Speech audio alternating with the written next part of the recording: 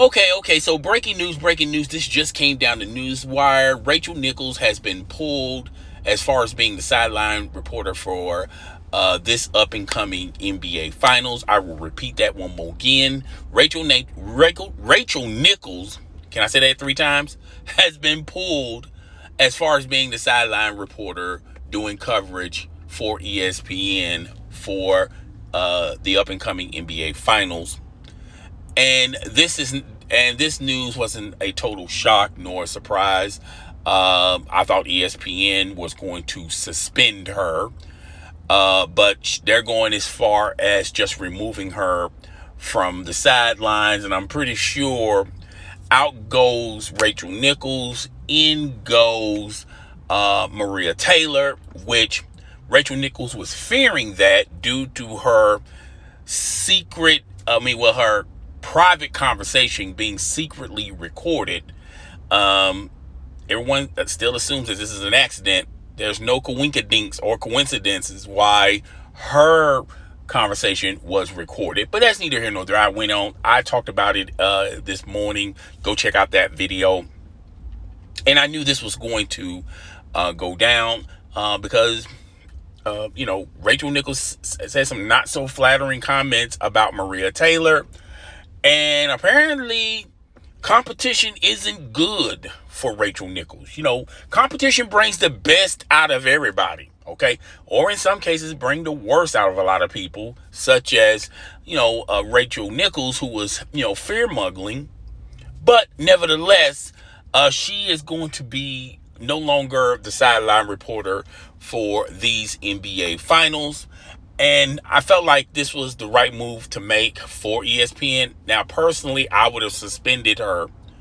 I know a lot of people are going to talk about, well, why suspend her? She really didn't say anything wrong when it comes to the workplace. Basically, she has an issue with one co-worker, and just so happens her conversation was being recorded, and this was leaked. So now we're in the business of leaking private conversations. What if, this is the new norm and everybody starts recording private conversations, okay?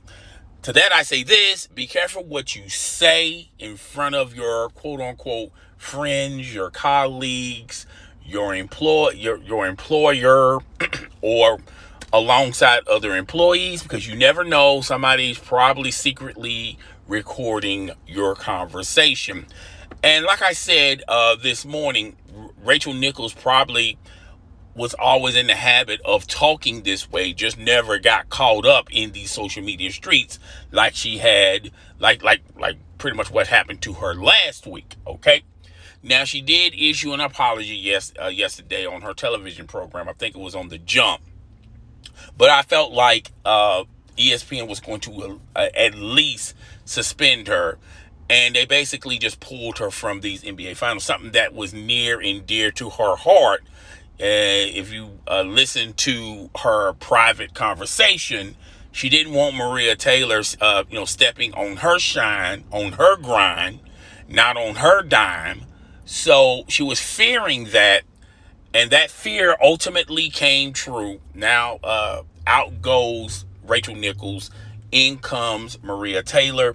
And like I said this morning, this don't really change too much as far as negotiations between Maria Taylor and ESPN. Maybe she'll get a bump in salary, but she's not going to get that $8 million per year, that Stephen A. Smith deal, that Stephen A. Smith money. She's not going to be doing the money dance anytime soon on a countertop near you.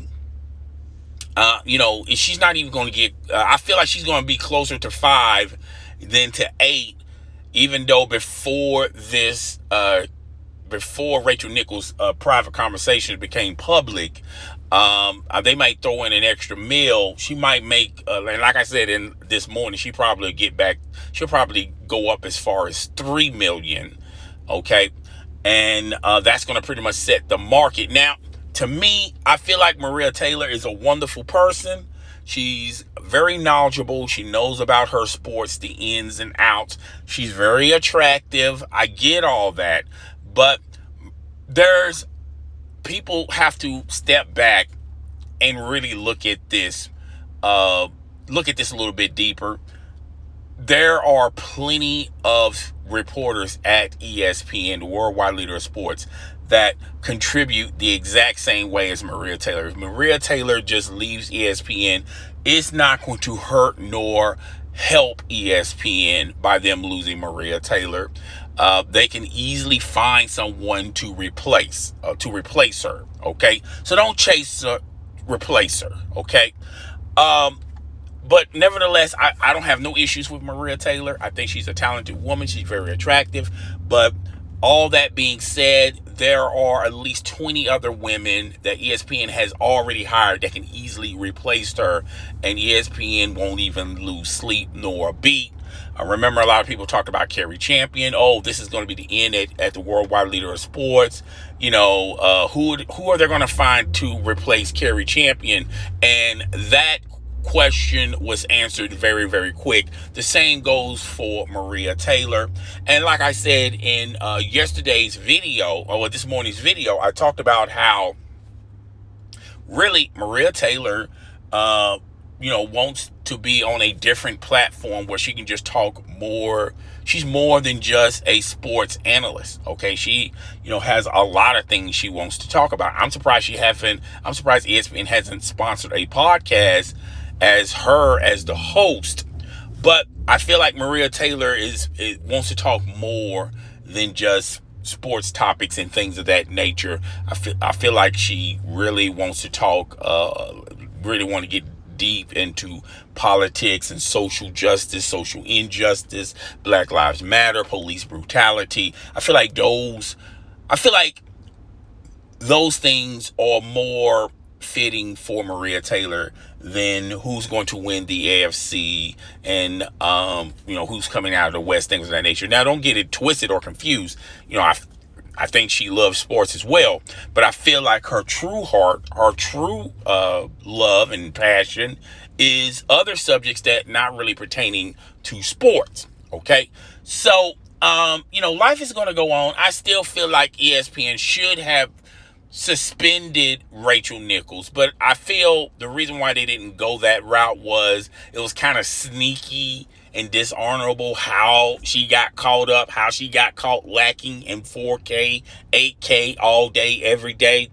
I felt like they would probably have a lawsuit on their hands if they would have suspended her or fired her, because after all, she made these comments not on air, but it was a private conversation that just so happens to be recorded.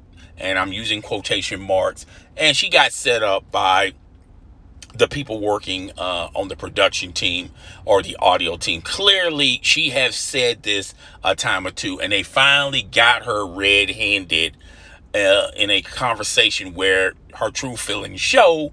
But, that's why I say you can't really tie yourself to stars or entertainers or influencers or analysts or politicians for that matter, even your own president, because you really don't know their true feelings and what they truly are unless you are gain access behind closed doors. And behind closed doors, people really take their mask off and let their shoe and hair down and tell you how they really feel. And that's how Rachel Nichols is. Okay.